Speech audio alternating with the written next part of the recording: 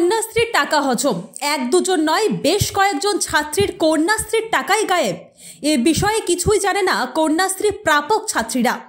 তাদের নামে রীতিমতো রয়েছে ব্যাংক অ্যাকাউন্ট, সবকিছুই ভুয়ো বলে জানান তারা। আর গোটা বিষয়টা নিয়েই তোলপাড় স্কুল। আলোচনার শীর্ষে এখন কন্যাশ্রী টাকা।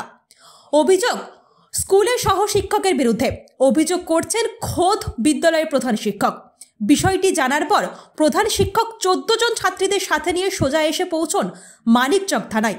এ নিয়ে মানিকচক থানায় লিখিত অভিযোগ দায়ের করেন। ঘটনাটি ঘটেছে মানিকচক থানার এনায়েতপুর হাই স্কুলে। এ প্রসঙ্গে বিদ্যালয়ের প্রধান শিক্ষক বাদিউজ জামান অভিযোগ করেন, প্রধান শিক্ষক পদে তিনি আসার আগে বিদ্যালয়ের প্রাক্তন ভারপ্রাপ্ত প্রধান শিক্ষক ছিলেন সুনন্দ মজুমদার। সেই সময় K2 ফর্ম ফিল আপ করে বিদ্যালয়ের বেশ কয়েকজন ছাত্রীর কন্যাশ্রীর টাকা গায়েব করেন। যাদের টাকা পাওয়ার কথা তাদের ইতিমধ্যেই টাকা ট্রান্সফার হয়ে গেছে অ্যাকাউন্টে। এ বিষয়ে ছাত্রীরা কিছুই জানে না। তিনি আরও অভিযোগ করেন, প্রত্যেকটি অ্যাকাউন্ট একটি নির্ধারিত রাষ্ট্র ব্যাংকের রয়েছে। এটা কি করে সম্ভব? বিষয়টি জোরালো তদন্তের স্বার্থে তিনি আজ মানিকচক থানায় লিখিত অভিযোগ দায়ের করেন বিদ্যালয়ের ওই সহ শিক্ষকের বিরুদ্ধে। জনপ্রকাশে আসে এবং সঠিক বিচার পায় তাই আবেদন রেখেছেন তিনি। কিভাবে উঠলো টাকা? আমরা ফর্ম ফিল আপ করি K2 2021 সালে উঠাওয়া হয়ে গেছে টাকা উঠে গেছে? হ্যাঁ। জানতে কিভাবে পারলে? তো আমরা আমাদের বয়স 17 হয়েছিল, তো আমরা স্যারকে বলে স্যার আমাদের চেক করেন। তো স্যার চেক করেছে, তো আমাদের 2021 সালে টাকা উঠে নিয়ে গেছে। কতজনের হয়েছে এরকম? 12-13 জন। কোন স্কুলের ছাত্র ছিল? Enayetpur high school. সবার কি টাকা উঠে গেছে? হ্যাঁ, সবারই 12 জনেরই উঠে গেছে।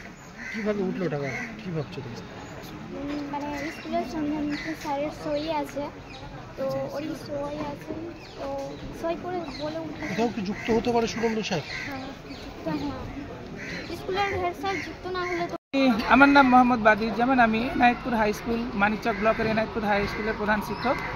আজকে আমরা একটা FIR সাবমিট করলাম মানিকচক থানায়।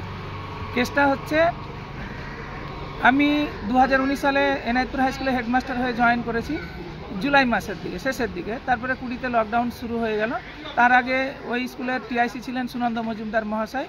ওনার বাড়ি হচ্ছে বাঙ্গালগ্রাম। বর্তমানে ওনার ওয়াইফ শ্রীমতী তপতি মজুমদার এনায়েতপুর গ্রাম পঞ্চায়েতের প্রধান।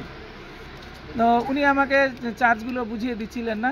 আমি 2022 সালের শেষের দিকে ব্লকের সঙ্গে যোগাযোগ করে কন্যাশ্রীর দায়িত্ব ID পাসওয়ার্ডটা চেঞ্জ করে নিজের নামে নেই। তারপরে দেখি যে অনেক মেয়েরই কন্যাশ্রী ফর্ম ফিল আপ হয়নি, এবার বারবার বলছে।